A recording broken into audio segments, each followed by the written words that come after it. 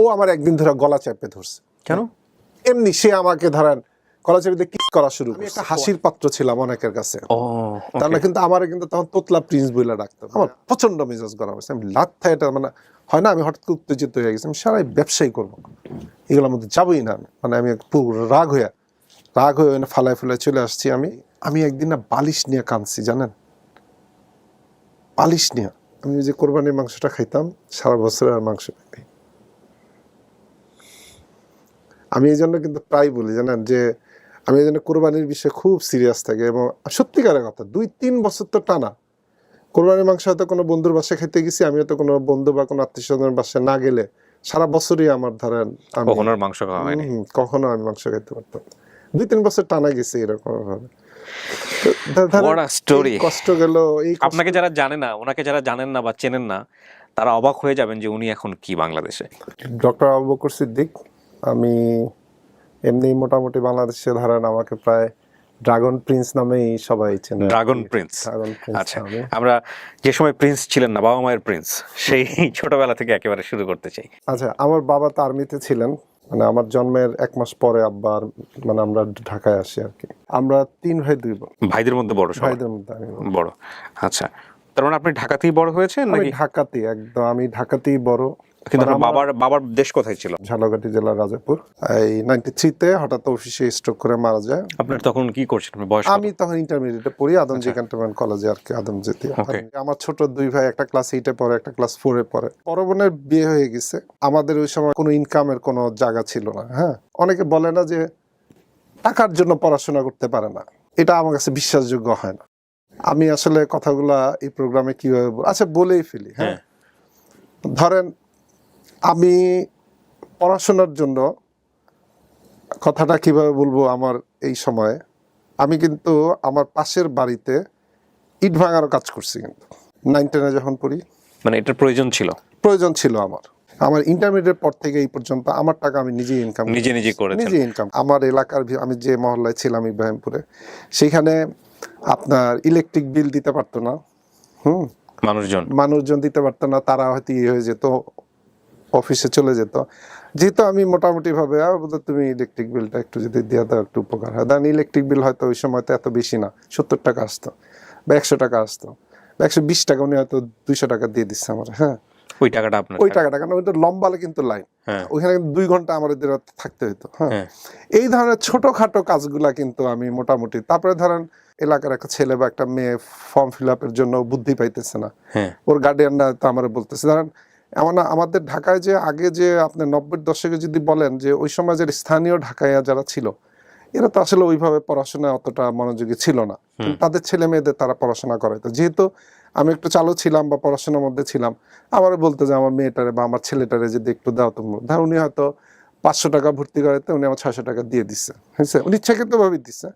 এই ধরনের ছোটখাটো ইনকাম গুলা কিন্তু করেই কিন্তু আমি আসছি, এবং আমি টাকাটা খুব মূল্য দিতাম। এই অর্থ এই না যে আমি কৃপণ ছিলাম বা এই ইতিহাস নাই। 2nd ডিভিশন পাইলাম, তা আমি পরে আব্বা আমাকে আদমজী ক্যান্টনমেন্ট কলেজে ভর্তি করান। বেসিক্যালি আপনি যদি বলেন যে আমার লাইফটা কলেজে ভর্তি হওয়ার পরে কিন্তু চেঞ্জ হয়ে গেছে কমপ্লিটলি। হ্যাঁ, মানে আদমজীতে কমপ্লিটলি আমার লাইফটা একদম শৃঙ্খলার মধ্যে চলে আসছে। এবং আমাদের ফ্যামিলি তখন শিফট হয়ে আম্মা চলে যায় গাজীপুরে, আমাদের ওইখানে একটু জমি আছে, আম্মা চলে যায় গাজীপুরে, আমি আর আমার ছোট ভাইটা এখানে থাকি। আমি কিন্তু এখনো আমার একটা বুয়ারে খুঁজতেছি, মানে খালা থাকে না রুমে পাক করে যায়, আমি তখন একটা মেসের মধ্যে উঠে যাই, ফ্যামিলি ওদিকে চলে গেছে, আম্মা ওদিকে। ওই মহিলাটার পাইলে এখন আমি হয়তো অনেক কিছু করতাম তার জন্য।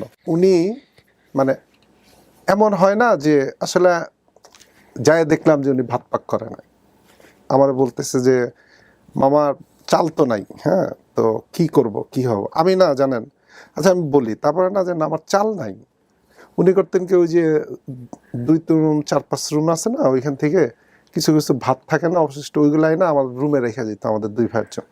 আমি ইন্টারমিডিয়েট পাস করার পর আমি যখন ভর্তি এলাম, ডিগ্রিতে ভর্তি এলাম, ওই সময়ের গল্পটা। ওকে, তখন আপনার ভাই কিসে পড়ছে? আমার ভাই তখন সে ক্লাস 8-9-9-এ পড়তেছে, 8-9। এবং আয়ের কোনো রাস্তা নাই না, আয়ের ওই যে আমার যা টুকটাক যেটা ওই মানুষের সাথে সম্পর্ক, টুকটাক কাজ করা, এগুলা, তারপরে টিউশনি যে আছে, টিউশনির টাকা, এইগুলা আর কি ছোট, কিন্তু হয় কি আগের দিনে তো টিউশনিতে, এখন তো ধরেন এত টাকা দেয় না, হ্যাঁ এত টাকা তো আসলে হয় না, না। তো ওই মহিলা কি করতো, ওই ভাত ভাত টোকায় নিয়ে আসতো?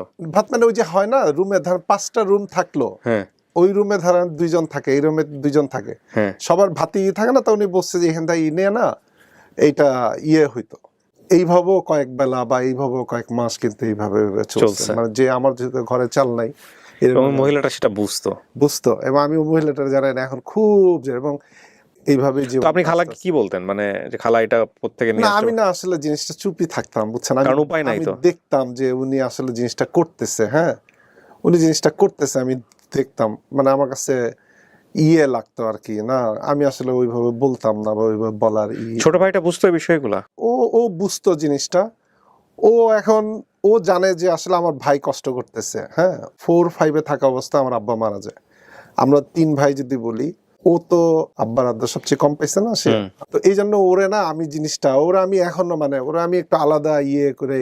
ডিগ্রিতে কেন পড়লেন আদমজিতে? আপনি ইন্টারমিডিয়েটের রেজাল্ট খারাপ ছিল? ইন্টারমিডিয়েট রেজাল্টের পরে না আমি অনার্সে ভর্তি এলাম ঢাকা কলেজে, ঢাকা কলেজে অ্যাকাউন্টিং এ। আমি দেখলাম যে আসলে আমার তো আরো দ্রুত আয়ের রাস্তা করে দিতে হবে, আমার দ্রুত ডিগ্রি পাস করতে হবে, বিকম পাস করতে হবে। তো আমি অনার্সে থাকা অবস্থায় কিন্তু আমি প্রাইভেটটা দিয়ে ফেলাই, বিকম।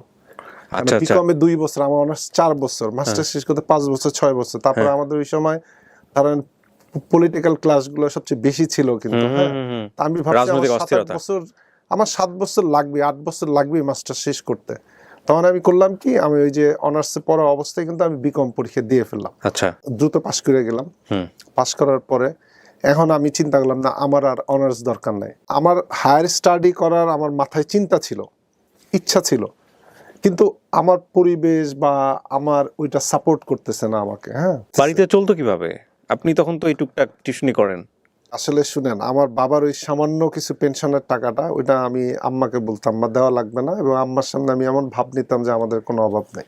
আম্মা আমার বলতো যে তুই টাকাটা নে, তোর খরচের জন্য না। আমি বলতো আরে আমি যদি এই টাকাটা নিতে তুমি চলতে পারো, মনে মনে ভাবি, আর না না না আমি এখানে এই কাজ ওই কাজ হ্যান কাজ ত্যান কাজ করে, মানে জিনিসটা এইভাবে হইতো। আমি আম্মারে কোনো বুঝতে দেই না, আম্মা ভাবতো যে আচ্ছা ও টিউশনি করতেছে বা নিজেরটা নিজে চালায় নিতে পারে। তারপরেও কিন্তু পেনশনের টাকাটা আম্মা যখন পাইতো, এমন অবস্থা ধরেন পেনশনের টাকাটা ব্যাংকের থেকে তুলে আনার পর আমার বলতো নে তুই পুরাটা নে, এইভাবে টেবিলের প্রধান টেবিলের নে। আমি বললাম আরে না আম্মা আমি টাকা নিব কি, তুমি নাও, এইভাবে টাকা না, হ্যাঁ এইভাবে করে আমরা মিনিমাম ধরেন প্রতি মাসে এরকম করতাম। আরে না আমার দরকার নেই, আরে না তোর দরকার, তুই নে, তুই করতে করতে আমি আম্মারই দিয়ে দিতাম সামান্য কটা পেনশনের টাকা না, এইভাবে করে করে দিয়ে না। আমি বলতাম আম্মা লাগবে না, না তুই না, তাই তোর হাত খরচ রাখ। হয়তো আম্মা 200-300 টাকা আমার হাত খরচ দিত, ওইটা আমি মনে করতাম যে ওইটা না নিলে হয়তো আম্মা অন্যদিকে মাইন্ড করবে, মানে অন্যদিকে কষ্ট পাবে না। খাওয়ার কষ্ট জীবনে যে না করছে সে বুঝবে না আসলে খাওয়ার কষ্টটা কি। কোরবানির মাংসটা হয় না জিনিসটা, জানেন আমার এখনো খারাপ লাগে যে আমি যে কোরবানির মাংসটা খাইতাম সারা বছর আর মাংস খাই। আমি এই জন্য কিন্তু প্রায় বলি জানেন যে আমি এই জন্য কোরবানির বিষয়ে খুব সিরিয়াস থাকি, এবং সত্যিকারের কথা 2-3 বছর তো টানা কোরবানির মাংস হয়তো কোনো বন্ধুর বাসায় খেতে গেছি, আমি হয়তো কোনো বন্ধু বা কোনো আত্মীয় স্বজনের বাসায় না গেলে সারা বছরই আমার ধরেন কখনো মাংস খাওয়া হয়নি, কখনো আমি মাংস খেতে পারতাম। 2-3 বছর টানা গেছে এরকম ভাবে। কষ্ট গেল। আপনাকে যারা জানে না, ওনাকে যারা জানেন না বা চেনেন না, তারা অবাক হয়ে যাবেন যে উনি এখন কি বাংলাদেশে। আমার মুখে না তখন একটু তুতলামির সমস্যা আছে, কিন্তু আপনারা এখন কিন্তু আমার নাই, ওই সময়টা একটু বেশি ছিল, অনেক বেশি। আমি না কথা বলতে পারতাম না, মানে এমন অবস্থা হয়েছিল যে ধরেন আমি ঢাকায় যাব বা আমি অমুক জায়গায় যাবো, এটা বলতে আমার না, মানে আমি একটা হাসির পাত্র ছিলাম অনেকের কাছে।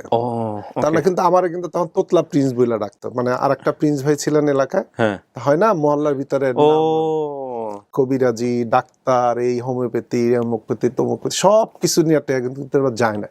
পরে একদিন এক ডাক্তার বলে দেখেন ওর ছেড়ে দেন, ও এমনি এমনি ভালো হয়ে যাবে কোনো একদিন, আস্তে বয়স যখন বাড়বে তখন আস্তে আস্তে বড় হয়ে যাবে। এবং আমার ভিতরে একটা ভয় কাজ করতো, ভয়টা কাজ করতে কিরকম দেখেন, আমি প্রায় বলি যে আমি খুব ছোট কালে আমি 2-3টা ঘটনার কিন্তু আমি হয়েছিল। একটা হলো খুবই খারাপ ঘটনা। কি হয়েছিল? একটা খুব খারাপ ঘটনার মধ্যে আমি এক লোক মানে একটা, আমি ওই যে কলোনির ভিতরে ধরেন আপনার ছিল ওই যে পানির পাম্প ছিল না, পানির পাম্প কলোনির ভিতরে পানির পাম্প, ওই পানির পাম্প যে চালাইতো ও আমার একদিন ধরে গলা চেপে ধরছে। কেন? এমনি সে আমাকে ধরেন গলা চেপে কিক করা শুরু করছে। ও আচ্ছা, ফিজিক্যালি অ্যাবিউজ যেটাকে বলে। রাইট। আমি ওইটা কিন্তু তখন আমার বয়স আমার মনে পড়ে, তখন আমি কলোনিতে থাকতাম, আরবি কলোনিতে। তখন বয়স মানে আমার ধারণা আমি শুধু ওইটাই আছে যে সে আমার গলা চেপে ধরছিল এইভাবে। এবং আপনি কিছু জানেন না, সব সম্পর্কে কোনো না, আইডিয়া আমি নাই? তখন 5 বা 6 বছর বয়স সম্ভবত, যেন আমি ধারণা করতেছি আমরা কলোনিতে ছিলাম এই সময় ওই একটা জিনিসে ভয় পাইছি। তো এরপরে আপনি কি এটা জানান নাই কাউকে? বাবা মা কাউকেই? না ওই সময় তো আসলে জিনিসটা মানে আমি যে ভয় বা আমি যে এই রকমের, আমার তো ওই সময় আমি তো জিনিসটা আজকাল যেমন ছেলে মেয়েরা আমরা ছেলে মেয়েদের ছোট শেখায় আগে থেকে সতর্ক করি। হ্যাঁ, আগের ওই দিনে জিনিস তো ছিল না। না। True. 5 ভাই বোন না আমরা, হ্যাঁ। 5 ভাই বোন, মানে বলার মতো কেউই ছিল না, বন্ধু বান্ধব কেউই ছিল না কাউকে? না 4-5 বছর বয়সের সে আর কি। আমার এটা একটা কথা মনে পড়ে। আর নাম্বার 2 আর একটা মনে পড়ে, আমাদের একজন গৃহশিক্ষক ছিল, সে আমাদের খুবই পড়াইতো, আমরা সময় ভালো রেজাল্ট করতাম। সে না আমাকে একদিন বাজারের মধ্যে নিয়ে গিয়া ওই যে মারে, ওই যে ইসের ভিতর দেখবেন সার্কাস দেখে না, সার্কাসের ভিতর দেখবেন মারে, রক্তপাত হয়, এই জিনিসগুলো তখন আমার 4-5 বছর বয়সকে প্রচন্ড ভীতিকর কাজ করছে। আমার মনে হয় যে জানেন আমার ভয়টা ওই সময় থেকে, কিন্তু ওই ভয়টা কিন্তু আমার যত বড় হয়েছি কমে গেছে, এখন কিন্তু নাই। রাইট। কিন্তু এটা আমার কিন্তু সত্যি কিন্তু অনেক সময় লাগছে। রাইট। সো ওই সময়টাতে যেটা বলছিলেন আপনি বিকম পাস করার পরেও কি স্পিচে এই সমস্যাটা ছিল? আস্তে আস্তে কমে গেছে। একজন আমার বললো তোমার একটা চাকরি দিতে পারি আমি বললাম ঠিক আছে কাকা দেন আপনি মহল্লা। সে আমাকে এক ক্যান্টনমেন্টের ভিতরে নিয়ে গিয়া তার গাছ পাহারা দেওয়ার জন্য, আমি তারপর একটা জব পাইলাম। আমার বললো যে এরকম ভাবে ধরেন পত্রিকার মধ্যে লেখলো স্বনামধন্য বিদেশি কোম্পানি হ্যান ত্যান। আমি গেলাম ইন্টারভিউ দিতে, তারপর দেখলাম যে গার্মেন্টস ডিরেক্টরি গুলো আছে না আগের দিনে, এই গার্মেন্টস ডিরেক্টরি, তা আমি যে এরকম 3-4টা গার্মেন্টস ডিরেক্টরি নিয়ে বিভিন্ন গার্মেন্টসে গিয়ে যাইতেছি, এই করতেছি ওই করতেছি। 3-4 দিন পরে গিয়ে দেখলাম যে আসলে এইটা তো আসলে আমার তো ঘন্টার পর ঘন্টা বসায় রাখতেছে, এগুলো কিনতেছে না কেউ। এইরকমের অনেক অর্জব যেগুলো আছে আর কি, অনেক অর্জব আছে। এর মধ্যে একটা অর্জব হইলো আপনার এক রাজনৈতিক দলের নেতা আমারে ইয়ে করে নিয়ে গেছে, বলছে যে আমরা এইরকম ভাবে আমরা এক জায়গায় কিছু ছবি পোস্টার করব, তুমি আমারে যাবা থাকবা শুধু। গিয়া দেখলাম যে তার আগের দিন ওইখানে না প্রচন্ড মারামারি গোলাগুলি হয়েছে, সকালবেলা ভোরে নিয়ে গেছে। আমি বললাম যে আপনি আমারে কই নিয়ে আসছেন, কালকেই তো এখানে বসে 2টা ইচ্ছা মতো মারামারি হইলো, কত কিছু হইলো। তো যাই হোক উনি মানে ওর মধ্যে সাহসী লোক, ওর মধ্যে কোনোভাবে লাগা আমার ওই যে মিশুক আছে না, মিশুকের মধ্যে বসায় রেখে আমি যাইতেই চাই না। কারণ আপনি চিন্তা করেন যে ওইখানে গতকাল রাতের বেলা সারা রাত মারামারি হয়েছে, ওই পোস্টার টোস্টার লাগায়, তারপরে এইরকমের না। তবে আমি ব্র্যাকে একটা ভালো জব পাইছিলাম, ব্র্যাকে ওইখানে আমি প্রায় 1-1.5 বছরের মতো কাজ করছি। মাস্টার শেষ করার পরে জুলহাস নামে আমার আর এক ফ্রেন্ড আছে, যদিও সে পরে আমার সম্বন্ধে হয়েছে। জুলহাসের যে ভাড়া আছে বললো যে আমরা একটা চটপট টাইপের আমাদের বিজ্ঞাপনের কাজ করবে, এরকম একটা চটপট টাইপের ছেলে দরকার। আমার ওরা বললো আর কি। বিজ্ঞাপন কিসের বিজ্ঞাপন ছিল এটা? এর টেলিভিশন বিজ্ঞাপন, বিভিন্ন টেলিভিশন। ওনার এজেন্সি আছে, প্লাস ওনার মানে ডিশের লাইনের বিজনেস আছে, বেশ বড় আর কি মোটামুটি ভাবে। এবং তখন আমি ওনাদের কালচারে চলে গেলাম। ওইটা আমি খুব ভালো কাজ করতেছি, ওনার খুবই ভালো কাজ করতেছি, এবং আমি ভালো টাকা পয়সা ইনকাম করতেছি। তখন কিন্তু আমাদের MBA করাটা একটা ক্রেজ একটা। এখন আমার কৃষির উপরে একটা আগ্রহ অনেক ছোটকালই ছিল, এগ্রি বিজনেসের উপরে। আমি কিন্তু এগ্রিকালচারে কিছুই জানি না, অনেস্টলি বলি। তখন আমি বিভিন্ন কন্ট্রাক্ট ফার্মিং এর সাথে যোগাযোগ করলাম। তখন আজম ভাই নামে এক ভাইয়ের সাথে পরিচয় হলো। আজম ভাই আবার তখন ওই যে ভাইয়া যে আছে আমাদের, মানে রানা ভাই যে আছে, রানা ভাই আবার সৈয়দপুরে কিছু জমি কিনলেন। জমিদার বললেন যে আমি তো কিছু জমি কিনা, আমি কৃষির উপরে কিছু কাজ করতে চাই, তো তোমার কৃষির উপর যেহেতু আগ্রহ আছে তুমি যাও। তাই তো আমি ওইখানে গেলাম। ওইখানে যাওয়ার পরে দেখলাম যে রানা ভাই ইচ্ছা ছিল, আসলে উনি করতে পারেন না আর কি, বাট উনি 6 মাস 1 বছর করার পরে আর ওদিক থেকে চলে আসছেন। কিন্তু আমার কিন্তু জীবনের সবচেয়ে বড় শিক্ষাটা ওইখানে হয়েছে। কিন্তু আমি আমার বিজ্ঞাপন ফার্মে আমি ওইখানে 2 বছর পরে 2-3 বছর কাজ করার পর আমি মনে করলাম যে না, আমার একটা ফিল্ড বেছে নিতে হবে। আমি কি বিজ্ঞাপন ফার্মে থাকবো না আমি কৃষিতে থাকবো? আমার মনে হয় এই সিদ্ধান্তটা আমার জন্য খুব ভালো হয়েছে। কৃষি তো তখন শুরুই করেননি, থাকবেন কিভাবে? আচ্ছা, না আমি ওইভাবে শুরু করি নাই, বাট আমার যে অভিজ্ঞতাটা ছিল, ওই যে আমি যে ওইখানে যে কিছুদিন সময় দিচ্ছি আমার বিজ্ঞাপন পেশার সাথে সাথে ওইখানে কিছু সময় দিতেছি, আমি সিদ্ধান্ত নিলাম যে আমাকে একটা কাজে করতে হবে। তো আমি সিদ্ধান্ত নিলাম বিজ্ঞাপন ফার্মের কাজ করব না। আচ্ছা, যেহেতু আমি কৃষির উপরে কিছুই জানি না, তাহলে আমি আগে প্রথমে শিখি। হিসাব করলাম যে আমার ক্যাশ কত আছে। তখন আমার ফার্স্ট বাচ্চা হয়ে সেকেন্ড বাচ্চাটা হবে। ও বিয়ে শাদী হয়ে গেছে তখন আপনার? বিয়ে শাদী হয়ে গেছে। এটা আমি আরো মানে আমি এটা 2008-9 গল্প বলতেছি, হ্যাঁ, কিন্তু হ্যাঁ। 8-9-10 গল্প বলতেছি। এখন আমার হাতে মাত্র 13,500 টাকা। আমি কিন্তু বেসিক্যালি আমার বউকে আমি বিয়ের আগে দেখি নাই ওইভাবে। আমি জাস্ট যেদিন আংটি পরাইলাম ওদিনকে আমি দেখছি। আমি শুধু আম্মারে বললাম, আম্মা আমি এই ফ্যামিলিতে বিয়ে করতে চাই, আপনি এটা করেন। আমি কিন্তু ফ্যামিলি জাস্ট শুধু আমার শ্বশুর, উনি হাই স্কুলের হেডমাস্টার, ওনারা আমার আসলে খুব ভালোবাসতেন। অফিস থেকে তারপরে আমার যে প্রিভিয়াস যে 2-3 বছর চাকরির যে আমার যে প্রতি মাসে মাসে একটা টাকা অফিসে জমা থাকতো, তো আমি বিয়ে করলাম, আমি এখন বউ ভাত করবো। তো আমি কিন্তু অফিস থেকে আমার জমানো টাকা, আমি প্রতি মাসে কমিশন পেতেছি না, বিজ্ঞাপন আমার অতিরিক্ত টাকাটা কমিশন আসতেছে না আমার। তো এটা পাওয়ার পর আমার কাছে 1 লাখ টাকা আছে। আমার টার্গেট হলো যে আমি আমার বিয়ের পরে 1 সপ্তাহ বা 15-20 দিন পরে আমি বউ ভাত করবো। আচ্ছা।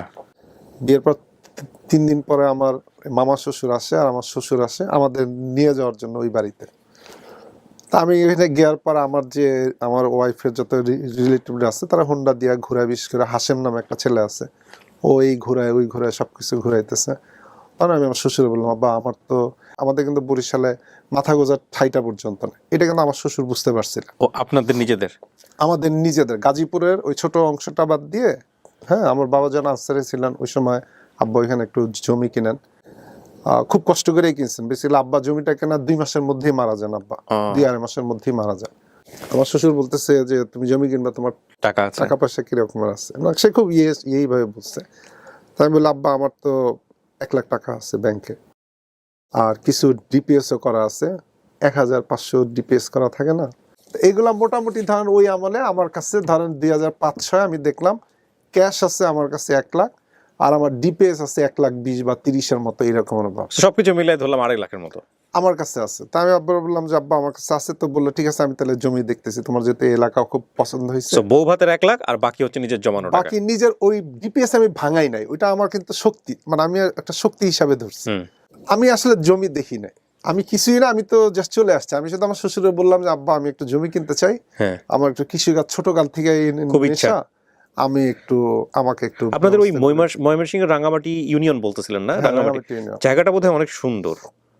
জায়গাটা মোটামুটি সুন্দর, একটা বিল আছে, বিলটার চতুর্দিকে ওই পুরো ইউনিয়নটা, মানে বিল আপনি যদি ঘুরেন তাহলে পুরো চতুর্দিকটা একটা ইউনিয়ন পড়ছে। ওকে। আব্বা ইন্টারমিন্ডা বললো যে আমি জমি দেখছি কিছু, ওখানে কিছু তাহলে অ্যাডভান্স করতে হবে, আমরা বায়নাটা করে ফেলি। তা আমি ওই সময় সাথে সাথে না বউ ভাতে 1 লাখ টাকা আমি উঠাই দিই আব্বার হাতে। এটা জানতো যে বউ ভাতের টাকা এটা শ্বশুরে? আমার শ্বশুর জানতো। আমার শ্বশুর কিন্তু খুব হিসাবী একজন মানুষ ছিলেন। উনি হাই স্কুলের হেডমাস্টার ছিলেন, প্রতিষ্ঠাতা হাই স্কুল, গার্লস হাই স্কুলের। উনিও অনেক জীবনে কষ্ট করছেন। কত সালের গল্প এটা? এটা 2005-06 গল্প। এটা ওই সময় আপনি অ্যাড ফার্মে কাজও করছেন, পাশাপাশি হলো বিয়েও করলেন, নতুন বিয়ে করছেন, এবং এই বউ ভাতের 1 লাখ টাকা দিয়ে আপনি 2005 সালে কতটুকু জমি আপনি বায়না করেন? আচ্ছা, ওইখানে তখন হয় কি, তখন আমি 3 একর 9-10 বিঘার মতো আর কি। 9-10 বিঘা? হ্যাঁ, না আমি এটা করছি আপনার 1 লাখ টাকা দিয়ে করলাম, বায়না করলাম। আপনার টার্গেট কি ছিল? আপনি লিজ নেবেন? না, আমার টার্গেট লিজ ছিল না। 9 বিঘা জমি আপনি কত টাকা দাম ছিল? না দাম ছিল ওটা 6 লাখ আর 2 লাখ 8 লাখ টাকা ছিল। আদিবাসীদের জমি, হ্যাঁ, আদিবাসীরা জমি বিক্রি করলে আগে ওদের নিজেদের গোত্রের মধ্যে খুঁজে। তো আপনি যে 1 লাখ টাকা দিলেন, আপনি বাকি টাকা কোথায় পাবেন, কিভাবে চিন্তা আসতেছিল? আচ্ছা শুনেন, এইখানে একটা জিনিস বিষয়, আমাকে আব্বা আমার শ্বশুর যেটা বলছিলেন যে যেহেতু আদিবাসীদের জমি লম্বা সময় একটা পারমিশন থাকে। আচ্ছা, এটা কিন্তু আপনি চাইলে আপনি কিন্তু কখনো কোনো আদিবাসীর জমি সরাসরি কিনতে পারবেন না। ও, এটা বেশ কয়েকবার একদম ডিসি অফিস থেকে পারমিশন নিতে হয়, তাদের গোত্রের হেড থেকে পারমিশন নিতে হয়, তাদের যাইতে হয় যে না আমরা কোনো স্বেচ্ছায় দিচ্ছি কোনো ধরনের এই রকমের না ওই না লম্বা একটা সময় লাগবে, আপনি ম্যানেজ করে ফেলতে পারবেন। আপনি এর মাঝখানে ম্যানেজ করতে দেন, আপনি তারপর করে দিয়ে না। আচ্ছা, লম্বা মোটামুটি 2-2.5 বছরের মতো আর কি। আচ্ছা। ইন দ্য মিন টাইম আমি করছি কি, আমার এই সময়টা পাওয়াতে আমি না সর্বোচ্চ লেভেলে পরিশ্রম করতাম, মানে এক্সট্রা আরো একটু অ্যাডভার্টাইজমেন্টে আর্ন করা যায় কিনা। ও, মানে টুকটাক কমিশন যেটা পাওয়া যায়, টুকটাক কমিশনটা আরো বাড়ায় নিচ্ছি আমি। হ্যাঁ, আরো বাড়ায় নিচ্ছি, আরো বা এরকম ভাবে করে নিচ্ছি। তো এইভাবে কিন্তু আমার জিনিসগুলো হয়েছে। জমিটা কি অবস্থায় পাইছেন আপনি, মানে জমিতে কি ছিল? আমি বলি শোনেন, ওই জমিটা ছিল সবচেয়ে অনুর্বর জমি, লাল মাটি, কটকটা মাটি। ওহো, বাজারে যদি গরু কিনতে যান, হ্যাঁ, আপনি কিন্তু ভালো গরুটা কোনোদিন গৃহস্থ কিন্তু ভালো গরুটা নেওয়া যায় না, না, ভালো এটা গরুটা ঠিক। নিজের আত্মীয় ভালো স্বজনের জনে মধ্যে রেখে দেওয়ার দেয় চেষ্টা করে। বা নিজের কাছে রেখে দেয়া, যেটা দুধ দেয় না, ঝামেলা করে ওইটাই ঝামেলা বিক্রি করে দেয়। ওইটা কিন্তু এটা কিন্তু আপনার, তো আপনি জিনিসটা বুঝেন যে মানে সবচেয়ে অনুর্বর যে জমিটা হয়েছে সেই জমিটা কিন্তু লাল মাটি, আসলে লাল মাটি অঞ্চলে যারা বড় না হয়েছে তারা বুঝতে পারবে না। এটা একটা এমন মাটি যে মাটিতে আসলে কিছুই হয় না, এবং বৃষ্টি হলে এটা এমন আঠালো হয়ে যায় যে এখানে পা ডুবে গেলে পা বের করাও খুব মুশকিল হয়ে যায়। এবং আমাদের বগুড়ার কিছু কিছু অঞ্চলে লাল মাটি আছে, কারণ বগুড়ার ম্যাক্সিমাম মাটি দোআঁশ মাটি এবং অত্যন্ত উর্বর মাটি, কিন্তু লাল মাটির বিষয়গুলো আমার একটু হলেও আঁচ আছে আর কি। তো আপনি এরকম লাল মাটিওয়ালা জমি কিনলেন, আপনি তো কৃষি নিয়ে একটু হলেও জানতেন, আপনি কেন কিনলেন? কৃষিটা তো কঠিন কোনো কিছু না, মানে আগ্রহ ছিল তীব্র। আগ্রহ Okay. ছিল তীব্র ছিল, আচ্ছা। এবং আগ্রহ ছিল তীব্র ছিল, এবং বিশেষ করে আমাদের যে শাইখ সিরাজ সাহেব আছেন ওনার প্রোগ্রামগুলো ধান আমার বাবা দেখতেন, তো তারপর আমরাও পাশে বসে দেখতাম। আমার এখনো খেয়াল পড়ছে ওনার প্রোগ্রাম যে বড় বড় কাজী পেয়ারা প্রোগ্রাম করতেন, তা আব্বা দেখতাম কি জানেন, যে আমাদের যে ইব্রাহিমপুর বাসা ছিল না, একটা কাজী পেয়ারা গাছের জন্য বিভিন্ন জায়গায় খুঁজছে, যদিও কাজী পেয়ারা স্বাদের পেয়ারা না, এখন আমাদের দেশে অনেক ধরনের পেয়ারা বের হয়েছে। আচ্ছা, এইখানে আমি একটা কথা বলি, আমি যখন MBA পড়া অবস্থায় যখন আমি পাঞ্জাবে গেলাম, আমার কিন্তু ইউনিভার্সিটি থেকে পাঞ্জাবে পাঠাইছিল আর কি। আচ্ছা। পাঞ্জাব এগ্রিকালচার ইউনিভার্সিটি, বিভিন্ন পাঞ্জাবের যত কৃষির যা আছে আমাদের এবার থেকে 10 জনকে পাঠাইছিল, আমি ছিলাম গ্রুপ ক্যাপ্টেন ছিলাম। ওকে। পাঞ্জাবটা না আপনি দেখলে মানে ওদের যে কৃষির যে জিনিসটা আপনার না প্রাণটা জুড়ায় যাবে। ওকে। আমি প্রচুর দেখছি, এবং আমার সবচেয়ে ভালো লাগছে কি জানেন, ওইখানে যে পিএইচডি করা যে ডক্টরেট গুলো আছে, এরকম এরকম প্যান্ট উঠায় পা উঠায় কাজ করে, এরা মাঠের সাথে মিশতেছে, আপনি কোনোদিন বুঝতে পারবেন না যে এরা একজন ডক্টরেট, যেটা আমাদের দেশে আমি পাই নাই। চিন্তা করা যায় না। আমি পাই নাই বাবা, ডক্টর থাকবে আমাদের দেশে ম্যাক্সিমাম, এখন হয়তো কিছুটা চেঞ্জ হইতেছে। আমাদের দেশে কৃষির যে ডক্টর সাহেবরা আছেন যারা পিএইচডি করছেন, গবেষণা করছেন, আমি ওনাদের ব্যবহার আর ওনাদের ব্যবহারের মধ্যে দুই একজন ছাড়া আসলে আমি ওইভাবে, আমার খুব কষ্ট লাগে। তখন কি জমি নেওয়া হয়েছে না হয় নাই? জমি না হয়েছে, কিন্তু আমি ওইখানে জমি টমিতে কিছুই না, জাস্ট নেওয়া হইতেছে। আচ্ছা আচ্ছা। ওইখানে তখন ওই যারা এর আগে দখল ছিল ওরা নিজেরা আনারস করতেছে, হলুদ করতেছে, কেউ হয়তো ওই যে আকাশি গাছ, যে গাছ পচা গাছ যেগুলো আছে, ওগুলো আমি ওদিকে তখন আমার মাথায় না, কারণ আমার তখন নিল যে আমি যেহেতু কৃষির উপর আমার একটা আছে, আমি একটু ভালো কিছু করব, কিন্তু আমি আগে শিখি। রাইট।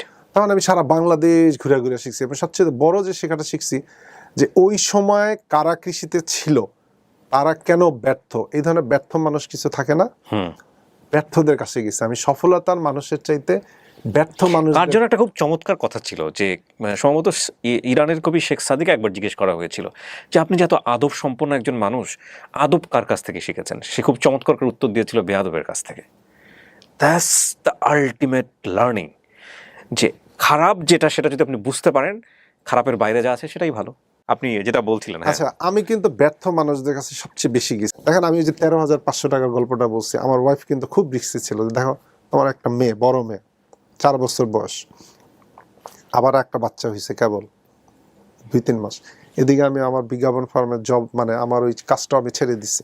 আমার এক বন্ধু আছে বিদ্যুৎ নাম, বিদ্যুৎ একটা তাবলিকি মাইন্ডের, সে বিদ্যুৎ আমার বললো যে প্রিন্স, তুমি একটা কাজ কর, তোমার মন থেকে যদি এটা ছাড়ার ইচ্ছা আছে ছেড়ে দাও, তুমি কৃষির পথে যাইতে চাও যাও, ছেড়ে দাও। আমি বলে ভাই চলবো কেমনে, আমার তো বিজ্ঞাপন ফার্ম ভালো ইনকাম, আমি কৃষিতে আর কিনবো না। ওই সময় আমার উনি একটা ঘটনা বলছিলেন যে হজরত ওমর রাদিয়াল্লাহু তাআলা আনহুর কাছে লাইন ধরে যে গনিমতের মাল যে দেয় না, লাইন ধরে ধরে দিতেছে, আমার কিন্তু শরীরে পছন্দ দাঁড়ায় যেতেছে, জানো, ওই একটা শিক্ষা। তো উনি আসছে, তখন একটা লোক তারে না ধরেন পরিমাণের চেয়ে একটু বেশি দিল, পরিমাণের চেয়ে একটু বেশি দিয়ে দিল, তো সব নেওয়াটা শেষ। অনেক সময় আরেকজন লোক বলতেছে যে আপনি কেন তারা বেশি দিলেন, সবাই তো সমান, উনি তো সমানই পাবেন, বেশি দিলেন কেন? বলছে দেখো, উনি যখন লাইনে দাঁড়াইছে, আমার কাছে মনে হয়েছে উনি লাইনে দাঁড়ানোর লোক না, আমার কাছে মনে হয়েছে, এবং আমি যখন একটু বেশি দেয়া বললাম যে আল্লাহ এই জিনিসটা শেষ হওয়ার আগেই তার অবস্থা ফিরাই দিও। ও, মানে ওনার বেশি দিল না, হয় না যে লাইন দাঁড়াইছে, আমি তার জন্য দোয়া করছি যে আল্লাহ আমি এমন আরেকটু বেশি দিলাম যে উনি যেন এই শেষটা হয়ে যেন, ওই জিনিসটা আমার ভিতরে। আমার বললো দেখো, তোমার কাছে 13,500 টাকা আছে, তোমার আর কোনো নাই, যেহেতু তুমি জমি টমি কিনা একদম কিচ্ছু নাই, বাসা ভাড়া তখন আমার 6,500 টাকা। আমি একদম ডিটারমেন্ট যে আমি আর এই জব করব না, আমার আর ভালো লাগে না, আমি আর জব করবো না, আমি কৃষিতেই যাব। আমার বউরে বললাম যে আমার 2,000 টাকা নিয়ে বের হইলাম, হয়েছে, আর 2,000 টাকা দিয়ে গেলাম, আমি বের হইতেছি, তুমি আর কিভাবে সামলাবা আমার জন্য চিন্তা করো না। মানে আমার ভিতরে আমি কিন্তু বের হয়ে গেছি। বের হয়ে ভাই এই যে এখান থেকে ফেনি টেনি চিটাং মিটাং ঘুরা মুইরা টেরা চিটাং গিয়া দেখি, আমি কিন্তু অনেক জায়গায় ঘুরছি, কুমিল্লা টুমিল্লা, মানে যারা যারা ধরে কেউ একটু লেটুস পাতা করতেছে, হ্যাঁ আমি গেছি ওইখানে, আমি হয়তো পত্রিকার কাটিং দেখছি যে উনি লেটুস পাতা করছে, ওই ঠিকানাটা নিয়ে ধরেন একবার আমার মনে হয় ফেনীতে বোধহয় রাজাপুর একটা থানা বা দাগনভূঞা এরকম একটা উপজেলা আছে, ওখানে রাজাপুর একটা গ্রাম আছে, ওইখানে আমি অমুক, সবাই তো চিনবে না, না সাধারণ কৃষককে সবাই চেনে নাকি, সে লেটুস পাতা করে না কি করে। আমি ওই যে দাগনভূঞা মানে আমি উপজেলাতে গিয়ে আমি ওইখানে গিয়ে গিয়ে গিয়ে গিয়ে গিয়ে গিয়ে হাইটা গেছি, এই গেছি ওই গেছি, গিয়ে গিয়া ওনার কাছে গিয়া বিকালবেলা গিয়া উপস্থিত হয়েছি, গিয়ে বসে বসে গল্প করছেন? না আমি তো, উনি তো চেনে না, আচ্ছা ভাই এখানে লেটুস পাতা কে, তা তো জানি না, আরেক দোকানদারকে জিজ্ঞাসা করছি, আচ্ছা উনি একজন করে ওই গ্রাম অমুক জায়গায় দেখতে পারেন, এইভাবে এইভাবে কই আমি খুঁজে খুঁজে পুরা খুঁজে খুঁজে খুঁজে খুঁজে গিয়া চিটাগাঙে আমার এক বন্ধুর বাসায় গেলাম, আমি তার ফোন দিলাম, সে আমার ফোনটা রেসপন্স করে না। আমি ভাবছি যে রাতের বেলা তার ওখানে আমি থাকবো, যেহেতু আমার পকেটে টাকা কম, হয় না যে একজন মানুষের এখানে থাকলে আমার হোটেল খরচটা লাগবে না, আর আমার যে টাকা কিন্তু আমি কোন না কোন হোটেলে গিয়ে থাকবো। তা অনেকক্ষণ পরে ধরছে, তারপর সে আমার কি চাও, কি তুমি ফোন দিতেছে কেন, তখন তার আমি বললাম না এমনি ফোন দিলাম, তো আমি তখন চিটাগাঙে তারা বললাম না। আমি মনে করলাম আমি যদি রাত্রেবেলা হোটেলে থাকি তাহলে তো আমার এই টাকা দিয়ে বান্দরবন ঘুরে আসতে পারবো না, তখন আমি করছি কি আর বুঝলেন না, আমি স্টেশনে গিয়ে জানেন সময়টা কাটাইছি, যা শুধু সকালবেলা উঠা যাব, কারণ আমার তো একটা নিরাপদ প্লেস দরকার না, বাস স্টেশনে বসেছিলেন। আমি যদি এরকম হাঁটি, এইরকম হাঁটি, রাস্তা হাঁটি বা রাস্তাঘাটে থেকে আমার জন্য নিরাপদ প্লেস, বা আমি যদি স্টেশনে যদি থাকি তাহলে ওইখানে তো পুলিশ থাকে, এই থাকে ওই থাকে, ঘুরলাম ফিরলাম, এক কাপ চা খাইলাম বা এইভাবে করে কাটাই দিলাম না টাইমটা, এইভাবে করে তারপরে আমি পরের দিন সকালবেলা গিয়া তারপরে বান্দরবন গেলাম।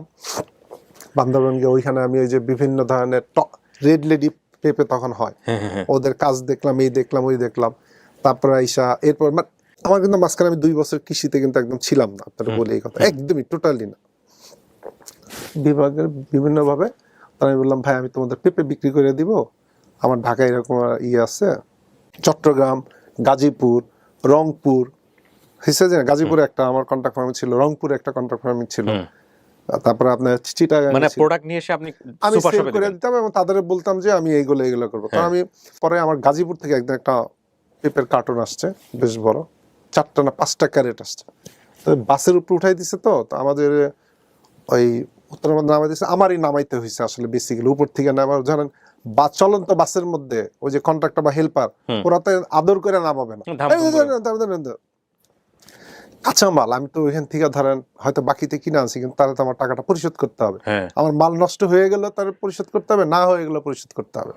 তারপরে আমি কষ্ট করে একটা রিক্সাওয়ালার দিয়া ওই শপিং মলে আমি দিলাম, ওইখানে একটা ছেলেরে বললাম যে ভাই, তখন কিন্তু আমি কিন্তু এমফিল করি, তখন কিন্তু আমি এমফিলে পড়ি, ওকে, তখন কিন্তু আমি এমফিল করি, কিন্তু ঢাকা ইউনিভার্সিটিতে এমফিল করি তখন, হ্যাঁ। আমি বললাম ভাই এটা ধরো, পরে আমার ওই ছেলেটা বললো কি ভাই আপনারটা আপনি ধরে এলেন, আমার টাইম আছে আপনার জিনিসটা ধরে, বিশেষ করে আমার প্রচন্ড রকমের মেজাজ গরম হয়েছে, আমি ওর সামনের মধ্যে বইসা আমি লাইক থাকে ওইগুলো ফালাই দিয়ে আসছি, পেঁপে টেপে ক্যারেট ম্যারেট, তোরা আমার যে ব্যবসা করবি না, আমি 40 টাকা দিয়ে পেঁপে কিনে আনছি, আমি 60 টাকা করে তোদের কাছে বিক্রি করবো, তোরা ট্যাগ লাগায় 120 টাকা করবি। দেখেন আমার প্রচন্ড মেজাজ গরম হয়েছে, আমি লাত থাকে এটা মানে হয় না, আমি হঠাৎ করে উত্তেজিত হয়ে গেছি, আমি সারাই ব্যবসায়ী করবো, এগুলোর মধ্যে যাবোই না, মানে আমি পুরো রাগ হয়ে ফালায় ফুলায় চলে আসছি। আমি 2 বছর আমি কৃষির নামই নেই মনে হয়, এটা হলো 10 হইতে 12। তো এইভাবে করার পর আমার এমফিলটা কমপ্লিট হয়ে গেল 2014-তে। তারপরে 2016-তে আমার যে ছেলেটা, যে ওর বয়স তখন 4 বছর, আমি একদম বাসায় আম নিয়ে গেছি বাইরের থেকে, আমার ওয়াইফ ধুয়ে টুয়ে খুব ভালোভাবে করছে, তারপর আমার ছেলেটা আম খাওয়ালো, আম খাওয়ার পরে ওর এই জায়গাটা না জ্বলে গেল। তো আমার ওয়াইফ বললো যে আমাদের তো ওই যে কৃষি জমি যেটা না, ওইটা তো মানুষের চাষবাস করতেছে, আনারস করতেছে, কেউ যার যার মতো ফাইজলামি করতেছে ওইখানে বৈশা। আমার বললো যে তুমি এক কাজ করো, ওইখানে যাও, কটা আম গাছ লাগাইলে, ও একটা হিট দিয়েই বলছে যে নিজে তো কিছু জমি আছে, কটা আম গাছ লাগাইলে তো হয়। ততদিনে কিনে ফেলছেন জমিটা আপনি? হ্যাঁ, ততদিন তো আমার হয়েই গেছে। আমার এক কৃষি ভাই আছে, ওনার বললাম ভাই ভালো আমের জাত কই পাই, তখন কিন্তু আমাদের বাংলাদেশ কৃষি ইউনিভার্সিটির জান প্লাজম তখন কিন্তু খুব ভালো সুনাম তাদের। তো আমি জান প্লাজমে গেলাম, জান প্লাজমে গিয়া 22,500 টাকার গাছ কিনলাম। 22,500 টাকা শুধু আমের গাছ? আম টাম, আম, এবং আমার সবকিছু মেয়ে মিলায়? কদবেল পছন্দ করে তখন। ও কদবেল সবকিছু মিলায়? সবকিছু মিলায় ফলের গাছ? ফলের গাছ, যেহেতু আমার জমি আছে। 2014? 2014। এই বিষয়গুলো আপনারা খেয়াল রাখবেন। 2014 শেষে গিয়ে আমি 2টা গাছ চাইলাম বাংলাদেশ জাম প্লাজম সেন্টার। আমি বললাম 22,500 টাকা গাছ নিয়েছি, আমার 2টা। আমার তারা মুখের মধ্যে বলে কি জানেন, আমাদের এটা চ্যারিটি ফার্ম না। আমি বলি বাংলাদেশ গভর্নমেন্টের একটা প্রতিষ্ঠান হলো জাম প্লাজম সেন্টার, বাংলাদেশ কৃষি ইউনিভার্সিটি, সেটার আপনার সেটার হচ্ছে জাম প্লাজম, আপনি আমার 2টা গাছ বেশি দিবেন না? বলছে না, এটা চ্যারিটি ফার্ম না। তা আমার মনটা আসলে খুব খারাপ হয়ে গেল। আপনি 22,500 2টা গাছ, আর এখন আমার কাছ থেকে মানুষের গাছ কেনে, বিশ্বাস করেন কত মানুষের কাছে যে আমি টাকা পাবো জানেন, হিসাব ছাড়া। শুনি, তারপর কি হলো? তারপরে আমি গাছগুলা কিনে আনলাম, কিনে আনার পর দিয়ে আমার 1 কর্নারও ভরে না। 4-5 একর না, আমার 3 একর, পরে আরো 1.5 একর কিনলাম, একটু একটু করে কিনতেছি বা একটু একটু হইতেছে আমার। এখন মনটা খারাপ আমার, 1 কর্নারও ভরলো না, কি করি। পরে মুক্তাগাছার রহিম ভাই এক নার্সারি মালিক, ওনার সাথে পরিচয় হইলো না। রহিম আঙ্কেল, আমরা আঙ্কেল বলতাম। আমি বললাম কাকা আমার তো কি করি, কয় একটা কাজ করেন আঙ্কেল, আপনি গাছ নিতে থাকেন, আমার টাকাটা দিয়েন, নিতে থাকেন, দেন কিছু টাকা, যেহেতু আপনার করা, হ্যাঁ, যেহেতু আপনার এতগুলা গাছ একসাথে কিনা আপনার জন্য একটু সমস্যা। পরে ওনারা বললাম যে আমি আপনার টাকা দিতে থাকি, হ্যাঁ, তখন আমার বিজ্ঞাপনে কিছু কিছু কাজ আছে, ভালো কাজ, আমি ওইখান থেকে বিশ্বাস করেন তখন আমি সংসারের খরচ পুরা কাট করলাম, পুরা কাট করে তারপর আমি এদিকে খামারের দিকে আমি ইনভেস্ট করলাম। আমার টুকটাক বিজ্ঞাপন কিন্তু পাইতেছি আমি, বা টুকটাক বিজ্ঞাপনে কাজ করতেছি আমি। আমার ফ্যামিলি থেকে আস্তে আস্তে মানে ডিটাচমেন্ট তৈরি হওয়া শুরু করলো আর কি। তো এইভাবে করে প্রথম 2 বছর কিন্তু আমি অনেক মানে উল্টাপাল্টা খরচ হয়েছে আমার, এমন উল্টাপাল্টা খরচ হয়েছে ভাই। আমি জানেন, এখানে আমি আরেকটা গল্প বলি। আমি একদিন না বালিশ নিয়ে কাঁদছি জানেন, বালিশ নিয়ে। মানে আমার তো টাকা শেষ বাগান করার, আমার টাকা নাই, আমার কেউ ধার দিতেছে না, আমার কেউ হেল্প করতেছে না, আমার কেউ, গ্রামের মানুষ মজা নিতেছে, গ্রামের মানুষ আমার বলতেছে ঢাকা শহরে টাকার তো অভাব নাই, এখানে সেরকম এই ধরনের, আমি রাস্তা দিয়ে যায় আমার এই ধরনের করতেছে। আমি তো এখানে এসে বললাম, কিন্তু এখন তো আমার এখানে রিটার্ন করার কোনো আমার জায়গা নাই। বালিশ নিয়ে আমি কাঁদছি, জানি কিরকমের। আমি জানি যে আবহাওয়ার যে আজকে সন্ধ্যার থেকে বৃষ্টি হবে, তখন আমার কাঁচা রাস্তা, এখন তো আমার পাকা রাস্তা, আমার খামারের সামনে পাকা রাস্তা। আমারই কিন্তু এই বৃষ্টি যদি আইসা পড়ে, তাহলে আমি কিন্তু 4-5 দিনও কাজ করতে পারবো না।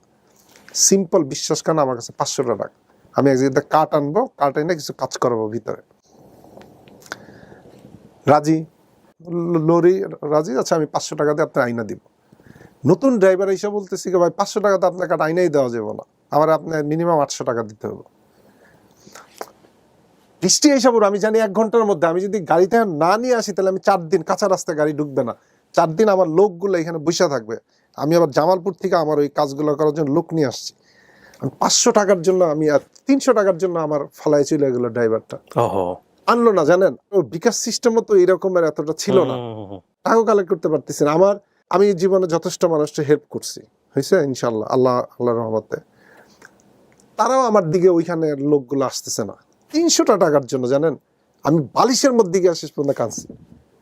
আমি কইছি আল্লাহ, তুমি আমার এটা কোন পরীক্ষার মধ্যে ফেললা, আমার তুমি কেন আনলা এখানে 300 টাকার জন্য? লরির ধারে নইলে তো ঢাকা থেকে আসছে, ঢাকায় লোক, এই সমস্যাটা হচ্ছে কি বুঝছেন, আসছে সেখানে আমার 300 টাকা। একটা মজার বিষয় আছে, সিলেটে গিয়েছিলাম একবার, আপনার গল্প শুনে মনে পড়লো। সিলেটে ওই যে বড় বড় লেবু পাওয়া যায়, সাতকড়া পাওয়া যায়। তো আমি গিয়ে শুদ্ধ ভাষায় কথা, ওরা তো কিতা খাইয়া কেমন করে সুন্দর করে বলে না, ওরা তো আঞ্চলিক ভাষা। তো আমি বললাম যে এই লেবুটার দাম কত, লেবুটা একটু বড় বড় লেবু। তুমি আমাকে দেখে লেবুর দাম চাইলো 1200 টাকা। তো এত বড় লেবু তো আমি কখনো দেখি নাই গাছের জন্য। তো বললাম না জানি কি আছে এর মধ্যে। তো আমিও খুব খুশি, আমি বললাম একটু মুলামুলি করে, ঠিক আছে 1200 টাকার থেকে 1150 টাকায় আমি লেবুটা কিনে বাড়িতে নিয়ে আসছি, ফ্রিজে রেখে দিছি বেশ কিছুদিন। এত বড় বড় হয় একটা লেবু। তো রাখার পরে তারপরে আমি এখন কাটি না, আমি কাটলে ফ্রেন্ড আসবে বাসায়, তারপরে কাটবো, ভিতরে নিশ্চয়ই স্মেল বা মিষ্টি কোনো কিছু ব্যাপার স্যাপার আছে। যথারীতি কাটা হলো, সেই লেবুর অংশ হচ্ছে এতটুকু, মানে ভিতরে হচ্ছে লেবুর অংশ এতটুকু, আমার এখনো স্টিল মনে আছে। আমি যদি সিলেটে কখনো যাই, আচ্ছা ওই দোকানটা পর্যন্ত আমি চিনি, এতটুকু হচ্ছে লেবুর অংশ, আর বাকিটুকু হচ্ছে ছোবরা। আপনি তো কৃষি করা মানুষ, আপনি হয়তো বুঝবেন। ছোবরা আমি বুঝে উঠতে পারলাম না এই লেবুর কি খায়, কতটুকু খায়। এলেও আছে আমার কাছে এলে আমি নিয়ে আসছি, আমি জানতাম না, আমি এবার ঢাকা আসার সময় নিয়ে আসছি এত বড় লেবুটা, হ্যাঁ, হলুদ টকটকা, টকটকা হয় ভিতরের দিকে আপনার ভিতরের এতটুকু দিকে এটা এতটুকু। একটু। তো আমি যাই হোক, আমি আমি তখন বুঝলাম যে উনি আসলে আমার কাছ থেকে এই প্রাইসটা রাখছে বিকজ অফ আমাকে দেখে ভাবছে যে আমি ঢাকা, ইনফ্যাক্ট ঢাকা থেকেই গেছিলাম। ওটা হইলো না আমার, পরে টোটাল এটা আনা হইলো না। আমি এমনি কান্নাকাটি করলাম, বাসায় আমার বউ ফোন দিল মন খারাপ কিনা। আমি যদি ওইখান থেকে মন খারাপ করি তাহলে আমার বউ মন খারাপ করবে, হ্যাঁ আমার বউর মন খারাপটা আমার ছেলে মেয়ের উপর দিয়ে পড়বে, ঠিক না তখন জিনিসটা। কি ওয়াইফ ঢাকাতে থাকেন? হ্যাঁ আমার ওয়াইফ ঢাকাতে, কারণ আচ্ছা। আমার ওয়াইফ আমার বিয়ের পর আমরা, সো আপনি ওখান থেকে যতটুকু পারেন সাপোর্ট দিচ্ছেন, বা আপনার শ্বশুর বাড়ি থেকে সাপোর্ট আসতেছে, ওইভাবে চলতেছে হ্যাঁ সংসার। আমার ধরেন অবশ্যই ধরেন আমি তো ধরেন ওইখানে খামার করলো তো আমি টুকটাক কিছু সবজি করতেছি আমার নিজের জন্য, টুকটাক কিছু ফলমূল করতেছি। আর যেহেতু আমি গ্রামের রুট লেভেলে থাকি, তো আমি ধরেন একটু কমের মধ্যে পাইতেছি না, সো ওগুলাই আপনি সপ্তাহে ওগুলো এখানে আসতেছেন একবার, পাঠাইতেছি। আর ওগুলাই আমি দিয়ে চলছে। বিভিন্ন দেশি মুরগি করতাম, আর ছোট একটা পুকুর আছে, হুম। মাঝে মধ্যে পুকুর দাম মাছ টাছ ধরে এইভাবে করেই আমি এইভাবে করে মোটামুটি করতাম। আর বাসা ভাড়াটা ধরেন আমার রেঞ্জের মধ্যে ছিল। আপনি কি জানতেন যে কিছু একটা হবে, নাকি একদম ওই যে বিসমিল্লা বলে ভাসাইলাম তরি কপাল যেদিকে যায়? আমার কিন্তু দৃঢ় আত্মবিশ্বাস ছিল যে ভালো হবে। তো আমি আমার খামারে কিন্তু এই পর্যন্ত 6 কোটি টাকা খরচ করতো, হ্যাঁ প্রচুর ভুল করতাম, এত ভুল করতাম আপনি ধরেন মানে চিন্তা করার মতো না। আমি জানতাম না, এবং আমি অতিরিক্ত কিছু আপনার বাংলা কথা আজাইরা খরচ আমি করতেন।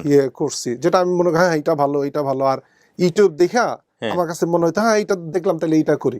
এগুলো আমার অনেক অতিরিক্ত খরচ ছিল, যেগুলো আমি আসলে বুঝতে পারি নাই। হ্যাঁ আচ্ছা। যেগুলো আমি বুঝতে পারি নাই। তো না, কিন্তু কৃষি অধিদপ্তর থেকে তো পরামর্শ দেয়, এলাকার লোকাল যারা, আমি জানি না আপনার এই মুস্কি হাসির পেছনে কি উত্তর আসবে আর কতটুকু আমি প্রচার করতে পারবো। কৃষি অফিসাররা তো নাকি গিয়ে গিয়ে যারা এরকম উদ্যোক্তা হচ্ছেন তাদেরকে নাকি হাতে কলমে অনেক কিছু শিখায় দেন। কৃষিতে যারা আসেন অবশ্যই সম্মানিত লোক, তারা তো পড়াশোনা করে আসে, বিশ্ববিদ্যালয় লেভেল থেকে পড়াশোনা করে। পড়াশোনা করে আসেন। আসলে ওনাদের তো প্র্যাকটিক্যাল ধারণা অনেক কম। একটা বয়স হইলে ওনারা বুঝতে পারে, যখন ওনারা বিভিন্ন ক্রপসের সাথে পরিচিত হইতে থাকে। হ্যাঁ তো ধরেন আমাদের দেশে উপজেলা কৃষি অফিসার যিনি আছেন, উনি আর কতদিন আগে আর এখানে আসছেন, হয়তো ধান নিয়েই আসছেন বা পট নিয়েই আসছেন, অনেক কিছু নিয়ে তো আর উনি আসেন না। যার ফলে হয় কি যে ওনার একার পক্ষে সম্ভব না, এই জন্য হয়তো চেষ্টা করে যে না আমি একটু অ্যাভয়েড করে চলি আর কি। তো আপনি 2014 সালে শুরু করলেন, শুরু করার পরে মোটামুটি লাভের দেখা কবে না, আমি কিন্তু এখনো বলি নাই, কোথাও বলি না আমি লাভের দেখা পেয়েছি। আমি কিন্তু কখনোই বলি নাই। যেমন অন্যান্য যেমন সবাই বলে অমুক লাভ তমুক লাভ, দেখেন লাভের জিনিসটা কিরকম, আমি একটা ভুল ভাঙাই আপনাকে। আমাদের দেশে লাভ জিনিসটা বলে কি জানেন, যে কৃষক যেটা আয় করে, যেটা বেচতে পারে সেটারে আয় মনে করে, কিন্তু কৃষকের এই বেচার পিছনে যে কত পরিমাণ খরচ হয়েছে এটা কিন্তু কৃষক বলে না। আর এইটা কি, এই ভুল মেসেজটাই কিন্তু সবার আগে আপনাদের কাছে যায় যারা আমরা শিক্ষিত উদ্যোক্তা আছি। যেমন ধরেন একজন আমারে বলল যে আমি তো 1 বিঘা জমি দিয়ে 5 লক্ষ টাকার ড্রাগন ফল বিক্রি করছি।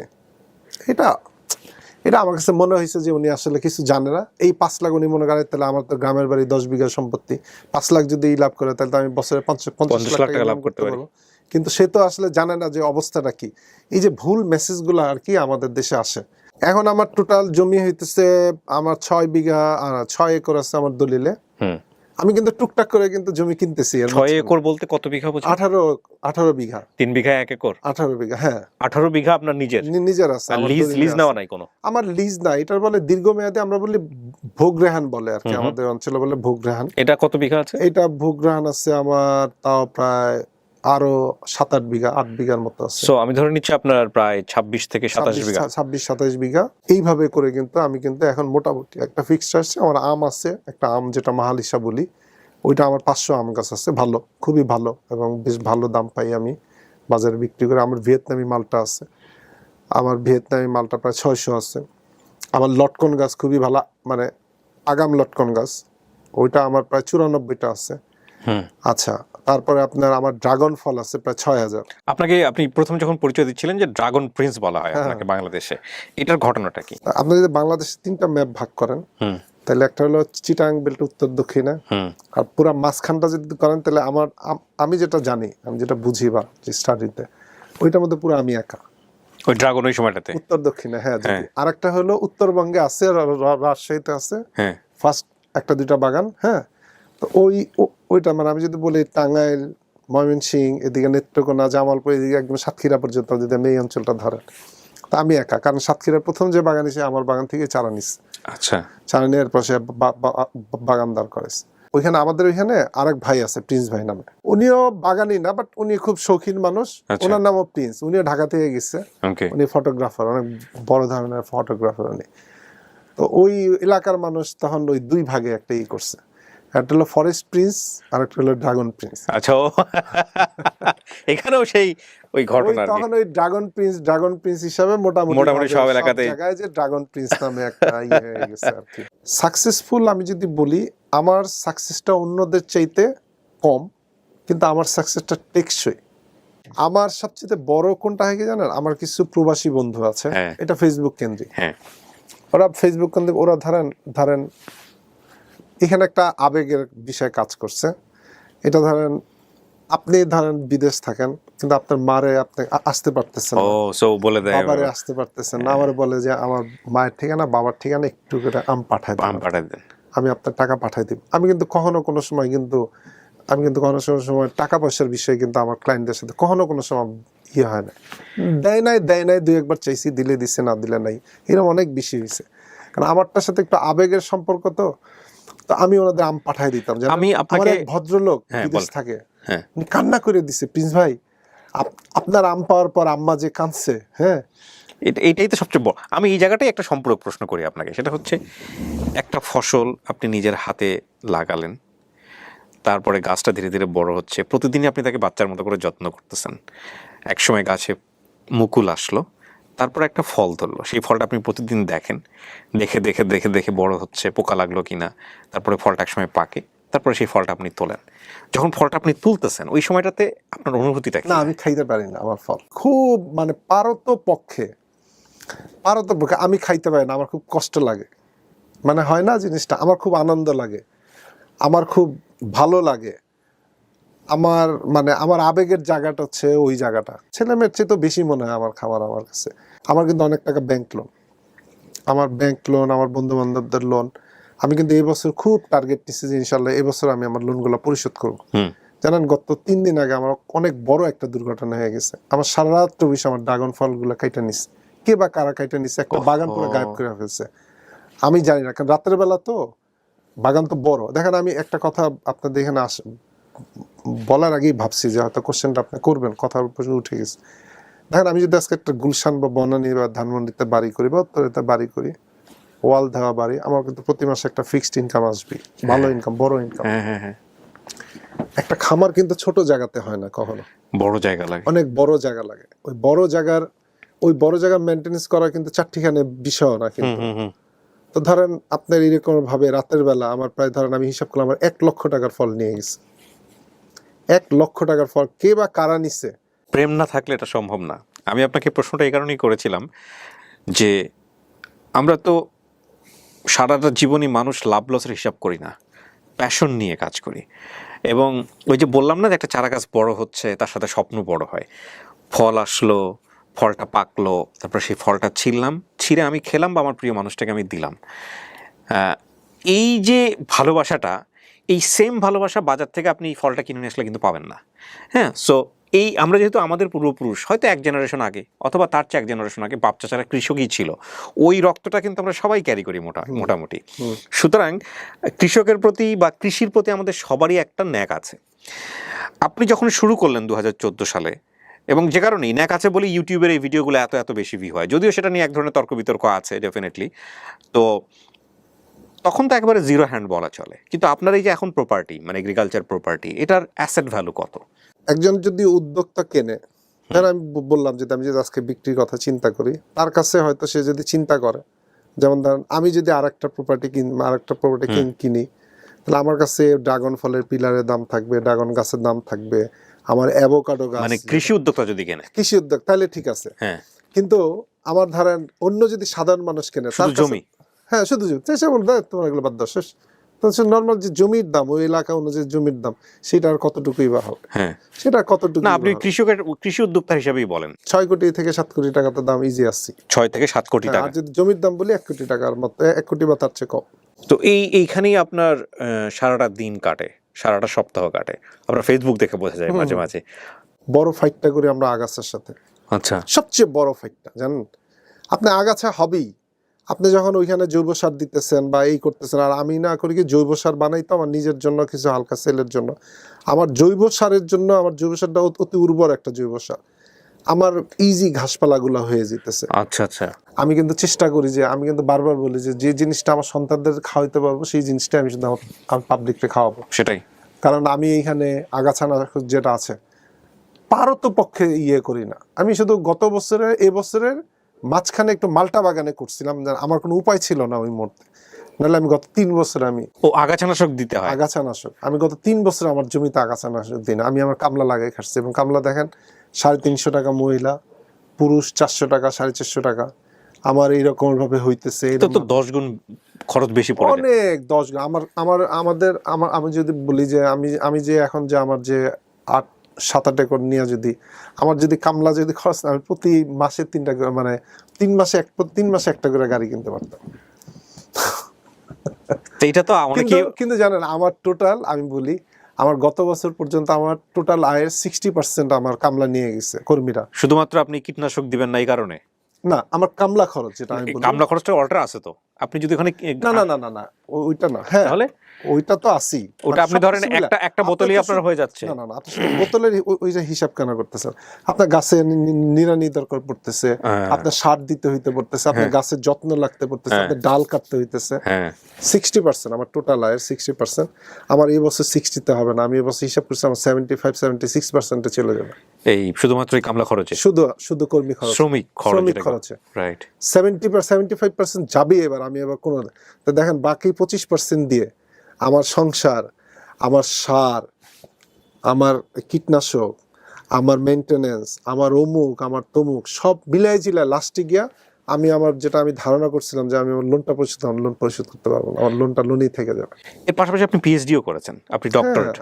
আমি 2018-তে করছি। 2018-তে আপনি ডক্টরেট? 2018 শেষ করে ফেলছি, জি। আচ্ছা, এই ডক্টরেট হওয়াটা কি মানে শুধুমাত্র ইগো থেকে বা কোনো ঘটনা থেকে, নাকি মনে হচ্ছে না ঠিক আছে জীবনে একটা পিএইচডি ডিগ্রি দরকার না, আছে? ইগো অবশ্যই।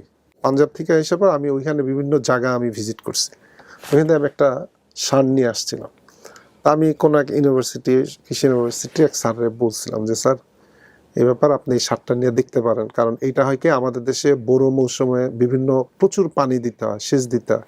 তো ওরা করে কি, এইটা না স্পঞ্জের মতো, ওরা এই যে ওইটা দিলে না পানিটা ধরে রাখে, পানিটা যখন ক্ষেত থেকে কমে ওর ভিতর থেকে ছেড়ে দেয়। ওকে।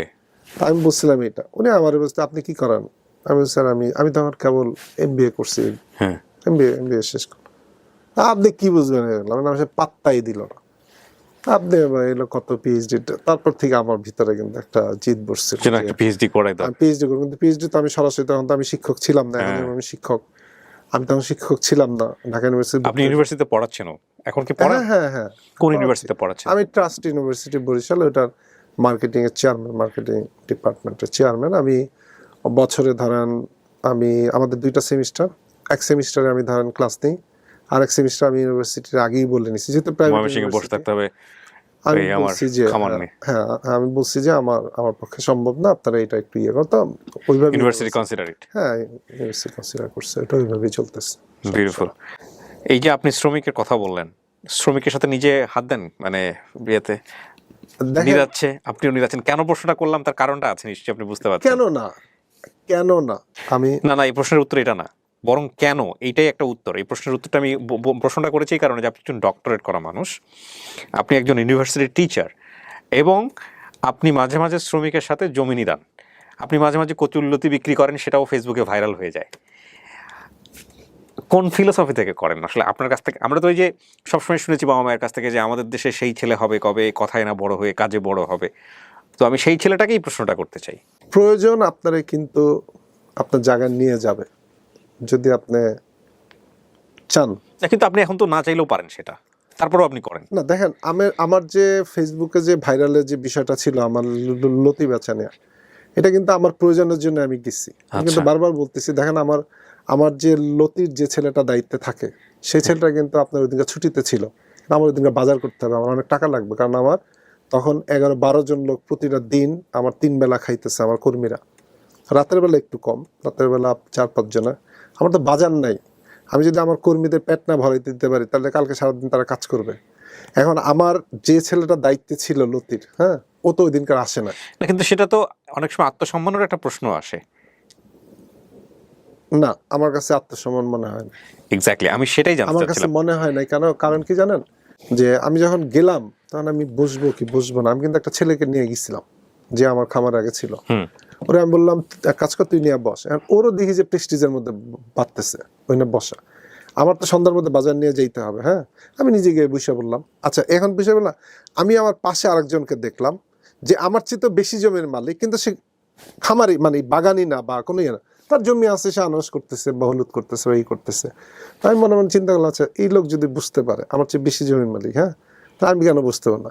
আমি জানি যে আমার এইগুলা খুব ডিমান্ড তখন, হ্যাঁ, কচুরলতির ডিমান্ডটা। এখন কিন্তু কচুরলতির ডিমান্ড নাই, একদমই নাই। তো আপনার মানে আমি বসছি, আমি বসে আমার মতো সেল করে নিয়ে আসছি। আমার তো কোনো, আমি বিশ্বাস করেন, আমি পরে ভাইরাল হওয়ার পরে আমার জিনিসটা সিরিয়াস আসছে। এর আগে আমার একটুও ছিল আমি কোনো মনে, কারণ এর আগে আমি দেখেন, আমি 2016-তে প্রথম যখন আমি ড্রাগন ফলটা আমি আনি বাজারে, আমার তো ফল এটা কেউ নিতে চায় না, দাম শুনেই মানুষ দৌড়ের উপরে থাকে, হ্যাঁ। আমার নিজের, আমি আমার উত্তরা, আমার বাসা, আমি ব্রিজের পাশে বসে আমি বিক্রি করছি। কি উত্তরাতে? হ্যাঁ, আমি নিজে যে ব্রিজের পাশে বসে বিক্রি করছি। বিক্রি করে আমি হয়তো ছিলাম আধা ঘন্টা, 10-15 মিনিট, আধা ঘন্টা ছিলাম, আরেকটা ছেলের বাসায় দিয়া, যেহেতু ওইখানে আমার মেয়ের স্কুলের সামনে, হ্যাঁ, আমার মেয়ে কিছুটা ইতস্তত করতেছে, বাবা না বাবা চলো, আমার অনেক ফ্রেন্ডসরা আসবে। যদি আমার মেয়ে তখন কোন ক্লাসে 3-তে পড়ে, আপনারা এইটা বলেন, আমি তো ওই দিনকার বাজারে গিয়ে চারাও বিক্রি করে আসছি। চারাও বিক্রি করে আসছি। আমি কত কাজ করি আমার খামারে জানেন, আমার তো অনেকগুলো জিনিস নিয়ে চিন্তা করতে হয়। আমার খামারটা হচ্ছে একটা শিল্পর মতো, একটা ইন্ডাস্ট্রির মতো। আমার কিছুক্ষণ পরে অ্যাভোকাডো নিয়ে চিন্তা করে, আচ্ছা অ্যাভোকাডোর কী রোগ, তার এই সমস্যা। আমার ড্রাগন নিয়ে চিন্তা করতে হয়, আমার আম নিয়ে চিন্তা, লটকন নিয়ে চিন্তা করতে হয়। আমার পুকুরের মাছ আছে, পুকুরের মাছ নিয়ে চিন্তা করতে হয়। ডেইরিতে কত আছে এখন গরু? আচ্ছা, ডেইরিটা হয়েছে কি, ডেইরিটা আমি আসলে খুব বেশি না। ডেইরিটা আমার, আপনার যদি বলেন যে আমার ডেইরি খামার আছে বড় দুইটা, আমি ঘর করে রাখছি, হ্যাঁ, কিন্তু এখন পর্যন্ত ভাবে ইয়ে না, করেন। আমি একটু ভয়ে আছি। আমি কিন্তু একদিন উঠাইতাম, যেহেতু আমাদের ওই অঞ্চলে একটু ডাকাত প্রবণ এরিয়া, ও হ্যাঁ, মানে গরু চুরিটা বা গরু ডাকাতিটা একটু বেশি হয়। আচ্ছা আচ্ছা আচ্ছা। তো আমি এইটা এই জন্য আমি এই জায়গাগুলোতে, এই যে আপনি একটু মাঝখানে যখন বললেন যে ড্রাগন চুরি করে নিয়ে গেল, আমি কিছুক্ষণ আগে আপনি যখন ইন্টারভিউ করছিলাম তার আগে আমি একটা ভিডিও দেখছিলাম যে 250টা কলা গাছ সাথে মেহগনি গাছ কেটে ফেলা হয়েছে, টেলিভিশন চ্যানেলের একটা রিপোর্টে দেখলাম। এবং যিনি উদ্যোক্তা, তাকে দেখে মনে হচ্ছে ইউনিভার্সিটিতে পড়াশোনা করা একটা ছেলে, সে হাউমাউ করে কাঁদতেছে। তো এইরকম ঘটনা, পুকুরে বিষ দিয়ে মেরে ফেলা হয়, সেখানে হাজার হাজার মন মাছ ভেসে ওঠে। প্রথমত হচ্ছে যে মানুষ মানসিকভাবে সুস্থ থাকলে কাজ করতে পারে না, ধরে নিলাম সে মানসিকভাবে অসুস্থ একজন মানুষ, সরকারি জায়গাগুলোতে প্রোটেকশনের কোনো ব্যবস্থা করে বা একটা ক্ষতিপূরণ দেওয়ার ব্যবস্থা করে, কি করা যেতে পারে আসলে? যতদিন পর্যন্ত শিক্ষিত শ্রেণীর ভিতরে কিন্তু একটু বিবেক হইলেও কিন্তু কম বেশি আছে। আচ্ছা, আমি 10 বছর, আমি আজকে 10 বছর পরে কি ঘটবে আমি বলতেছি, আপনি কৃষি কর্মী পাবেন না। আমি আপনাকে বলতেছি ভাই, আমার 10টা কর্মী যাদের প্রত্যেকটা ছেলে কলেজে পড়ে একটা ধান গাছ লাগাইতে পারে না, আমারটা দরকার নাই করা, আরে তারও তো ছোটখাটো একটু হলে ইয়ে আছে। কিন্তু তখন আমার কাছে মনে হয় ডিমান্ড এবং সাপ্লাই চেনটা তখন চেঞ্জ হয়ে যাবে ডেফিনেটলি। কারণ আপনারা যারা এরকম 2-1জন এক্সাম্পলস তৈরি করতেছেন, তারা কিন্তু আমাদের কিন্তু পথ প্রদর্শক। আপনাদের জন্য পথটা অনেক কঠিন, আমরা এটা বিশ্বাস করি, কিন্তু আপনাদের এই অভিজ্ঞতাটা পরের জেনারেশন ডেফিনেটলি কম সাফার করবে, তার পরের জেনারেশন আরো কম সাফার করবে। আপনার কথা প্রসঙ্গে আমি বলি, দেখেন, আমি যদি বলি যে আজকে দেখেন ইউটিউব কেন্দ্রিক যে চ্যানেলগুলো আছে, হ্যাঁ, নিউজ কি দেয় ভালোভাবে, আপনি দেখবেন হেডিং এ লেখা অমুক করে কোটিপতি অমুক, এই যে মাঝখানে যে 3 ফল নিয়ে যে কত কিছু হয়ে গেল, মাঝখানে যে ভিয়েতনামি যে নারিকেল নিয়ে যে কত কিছু হয়ে গেল, আপনি ভিয়েতনামি নারিকেল কত কিছু যে উল্টাপাল্টা হইতেছে আমাদের দেশে, এই যে ইউটিউব কেন্দ্রিক ইউটিউবারদের অনেক বড় সমস্যা আছে। সব ইউটিউবার না, কিছু কিছু ইউটিউবার এই কাজগুলো করে এবং সবাই হুজুকে একদিকে হইছে, সবাই ওইদিকে যাও, সবাই ওইদিকে পড়ে গেছে। অনেক ধন্যবাদ ভাইজান, আমি আপনাকে ধন্যবাদ জানাই যে আপনার ব্যস্ত সময় কিছুটা সময় আপনি আমাদেরকে দিলেন। আপনার জীবনের যে কর্মী জীবন, সেটাকে যদি আমি বেশ কয়েকটা স্টেজে ভাগ করি, একটা হচ্ছে স্টুডেন্ট থাকা অবস্থায় সেই ইট ভাঙা, কিংবা প্রয়োজনের জন্য মানুষের কাজ করে দিয়ে হলেও ঘরে 2 পয়সা নিয়ে আসা, এটা একটা জীবন। তারপরে শিক্ষা জীবনে শেষ পর্যায়ের দিকে গিয়ে বিভিন্ন রকমের অড জব করা, শেষ পর্ব বলবো না, বিকম করার আগে বা বিকম করার পরে, তারপরে অ্যাডভার্টাইজিং এজেন্সিতে যাওয়া এবং তারপরে কৃষিতে আসা। এবং এই কৃষিতে আপনি 2014 সাল থেকে আছেন, প্রায় 8 বছরের মতো। এইটাই কি আপনার জীবনের গোল্ডেন টাইম? না, অনেক কঠিন কোশ্চেন। আমি জানি না আমার আগামীকাল কি হবে আমার জীবনে, না, বাট কৃষি নিয়েই থাকবেন কিনা যদি আল্লাহ বাঁচায় রাখে। আমি যদি মনে করি তাহলে আমার সামনে অনেকগুলো কাজ করার বাকি আছে। দেখেন আমি আপনাকে বারবার বললাম যে এখন আমি 80% পর্যন্ত আমার জৈব খামার চলতেছে, আমি কেন, আমার তো সামনে আরো 20% আছে, আমি কেন 100%-এ যেতে পারবো না? আমার খুব ইচ্ছা আছে ওনার খামারে একবার যাওয়ার, যদি আমি কখনো যেতে পারি নিশ্চয়ই আমি আমার দর্শকদেরকে জানাবো, ওখান থেকে ভিডিও করে আমি আপনাদেরকে দিব। অনেক ধন্যবাদ। ভালো থাকবেন। জি ধন্যবাদ। যারা এই অনুষ্ঠানটা দেখতেছেন, আপনারা আমার জন্য দোয়া করবেন। আমি আসলে অনেক সত্যিকারের অর্থে অনেক খাটতেছি, জি আল্লাহ যেন আমার উপর রহম করে। আপনারা খাস দিলে আমার জন্য দোয়া করবেন। নিশ্চয়ই। Thank you so much. Thank you. ভালো থাকেন। ওয়ালাইকুম আসসালাম। ভালো থাকেন দর্শক।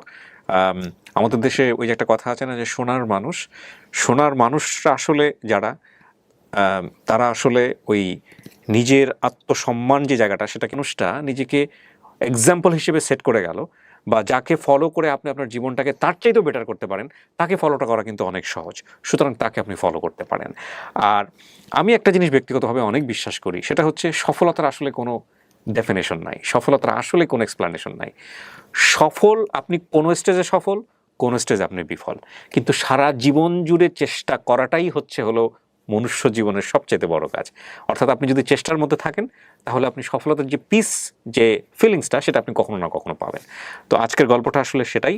এবং আজকের গল্পে এমন একটা উদাহরণ সেট হলো যে পিএইচডি করে, বিশ্ববিদ্যালয়ে শিক্ষকতা করে, ডিপার্টমেন্টের চেয়ারম্যান হয়েও গায়ে গতরে কৃষি করা যায়, বাজারে কচুর লতি নিয়ে বিক্রি করা যায়, এবং শুধু তাই না, ড্রাগন ফল নিয়ে মেয়ের স্কুলের সামনে বসা যায়, সেটা নিজের জমির ড্রাগন ফল।